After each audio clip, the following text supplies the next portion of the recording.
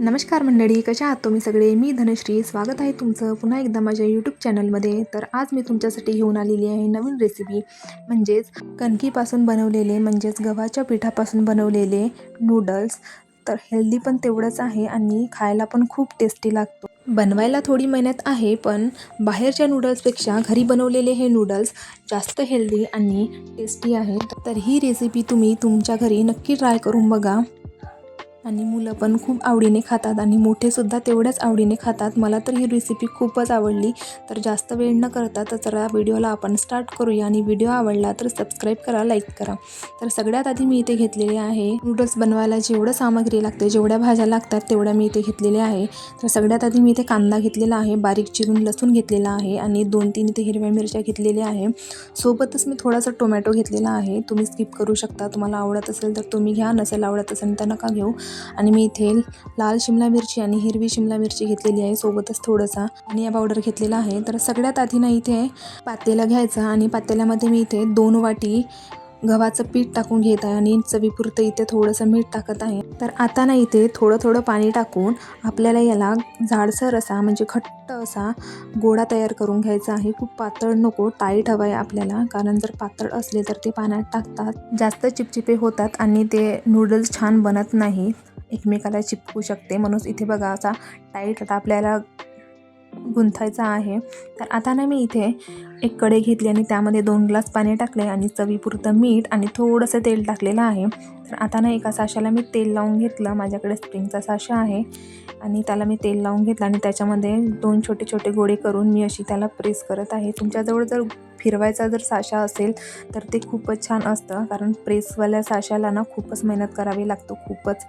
तर मी इथे असे कैचीनं तोडून घेत आहे. तुम्ही बघा किती मस्त असे नूडल्स झालेले आहे. तर सगळ्यात जो 0 नंबरची चाळणी असते ना, तर ती घ्यायची असते. जास्त मोठी घेतली का ते शिजल्याच्या नंतर पुन्हा जास्त फुगतात. पाण्यामध्ये टाकले तेव्हा ते किती बारीक होते आणि आता शिजल्याच्या नंतर ते किती मोठे मोठे दिसत आहेत. म्हणून तुम्ही ना जे बारीक चाळणी आहे तीच घ्यायची असते. तर आता ना मी याला इथून काढून घेत आहे. 5 मिनिटे शिजवलं. 5 मिनिटे शिजवून झाल्याच्या नंतर इथे मी काढलं आणि थंड पाण्यामध्ये टाकलं. तर इथे ना प्रेस करायला खूप मेहनत लागत होती, म्हणूनच मी इथे ना 2 पोळ्या लाटून घेतल्या आणि आता मी इथे शिजवून घेत आहे पाण्यामध्ये टाकून. तर याला ना चाकूने मी असे काप देणार आहे, तुम्हाला नंतर दाखवतेच मी. आता ना ही पोळी पण इथे शिजलेली आहे, म्हणजे इथे पोळी ना खूप पातळ झाली होती, त्यामुळे ना पोळी इथे फाटून गेलेली आहे. तर तुम्ही ना इथे थोडी जाड पोळी ठेवा, म्हणजे ती फाटणार नाही. आणि थोडी लहान पोळी लाटा, नाही तर मग ती अशी होतात. तर लहान पोळी नाही लाटली तरी तुम्ही ना मोठं पातेलं घेऊ शकता. तर आता इथे मी थंड पाण्यामध्ये जे नूडल्स टाकलेले होते तर ते मी आता चाळणीमध्ये काढून घेत आहे. आणि चाळणीमधून काढले की त्याला ना मग थोडंसं तेल लावून मी असं हाताने छान व्यवस्थित मिक्स करून घेणार. खूपच छान. आणि मार्केटमध्ये जसं असतात, आपण जसं बाहेरच्या हॉटेलमध्ये किंवा दुकानामध्ये जे खातो नूडल्स, तर ते सेम तसेच होतात. इथे तुम्ही बघू शकता, इथे खूप असे मोकळे मोकळे छान झालेले आहे. फक्त मेहनत थोडीशी लागली पण इथे. तर ही रेसिपी मी दुसऱ्यांदा ट्राय करत आहे, म्हणजे याच्या अगोदर पण मी एकदा बनवलेली होती. जसं मी तुम्हाला इथे दाखवलं पोळी लाटून आपण पाण्यामध्ये शिजवायची, तर त्या पद्धतीने मी इथे बनवलेलं होतं. नूडल्स नाही बनवले, हे नूडल्स मी पहिल्यांदा ट्राय केलेले आहे. तर आता ना इथे माझे नूडल्स वगैरे झाले होते सगळे. तर हे पाणी जे आहे ना, तुम्ही हे फेकायचं नाही आहे. जर तुम्हाला ग्रेव्हीवाली जर इथे नूडल्स लागत असेल, म्हणजे मॅगीसारखी बनवायची असेल, तर तुम्ही ते पाणी त्याच्यामध्ये ॲड करू शकता, कारण त्याच्यामध्ये स्टार्च खूप जास्त असते म्हणून. तर आता ना मी इथे एक कढई घेतली आणि त्याच्यामध्ये 1 चमचा तेल टाकून घेतलेला आहे. मी इथे कणकीचे नूडल्स बनवत आहे, म्हणून मी थोडंसं तेल इथे जास्त टाकलेलं आहे. तर तेल तापलं होतं, तर म्हणून मग मी सगळ्यात आधी इथे लसूण टाकला आणि मग नंतर मिरची आणि मग नंतर सगळ्या भाज्या इथे एक एक टाकायला चालू केल्या. सगळ्याच भाज्या मी इथे टाकून दिलेल्या आहे. त्या भाज्यांना खूप जास्त शिजवायच्या नाही आहे, कच्चं पण राहिलं पाहिजे त्या भाज्याला, तेव्हाच ते क्रंची क्रंची छान वाटते खायसाठी. आणि सोबतच मी इथे थोडीशी पत्तागोबी ॲड करत आहे. माझ्याजवळ पत्तागोबी होती तर मग मी ते पण ॲड केलेली आहे. तुमच्याजवळ असेल तर तुम्ही पण टाका, कारण पत्तागोबीशिवाय इथे काही मजा येत नाही. त्यामुळे इथे ना माझं सगळं परतून झालेलं आहे. तर आता ना इथे मी आता मसाले टाकत आहे. आपल्याकडे जे बेसिक मसाले आहेत तर तेच टाकायचं इथे. मी जास्त काही नाही इथे, पण 1 चमचा मी इथे जिरा पावडर टाकलेला आहे आणि अर्धा चमचा इथे धनिया पावडर टाकलेला आहे.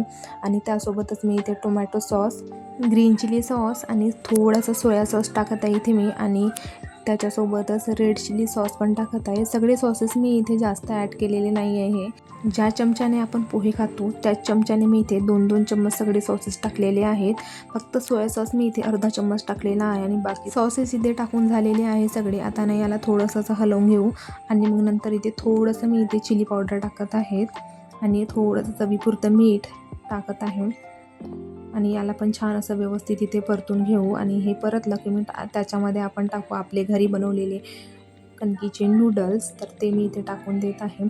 तर सॉरी, इथे मी पोळीचं जे नूडल्स पोळीपासून जे बनवतात त्याचा व्हिडिओ मी इथे बनवलेला नाही आहे. तर आता ना आपण इथे छान असं मिक्स करून घेऊया आणि मिक्स करून झालं मग आपण सर्व करूया.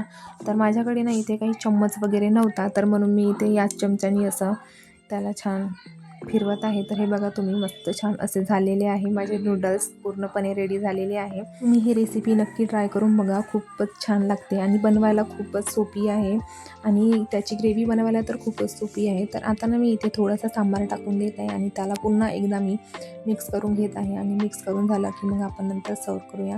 तर बघा इथे मी प्लेटमध्ये काढून घेतलेले आहे. तर तुम्हाला टेस्ट पण करून दाखवते किती मस्त झालेली आहे. तर हे घरी बनवलेले नूडल्स कसे झाले आहेत ते तुम्ही मला कमेंट करून सांगा आणि जर व्हिडिओ आवडला असेल तुम्हाला तर लाईक आणि सबस्क्राईब करा, म्हणजे माझे सगळे व्हिडिओ तुमच्यापर्यंत पोहोचेल. त्याच्यासाठी भेटूया पुढच्या व्हिडिओमध्ये. Bye bye.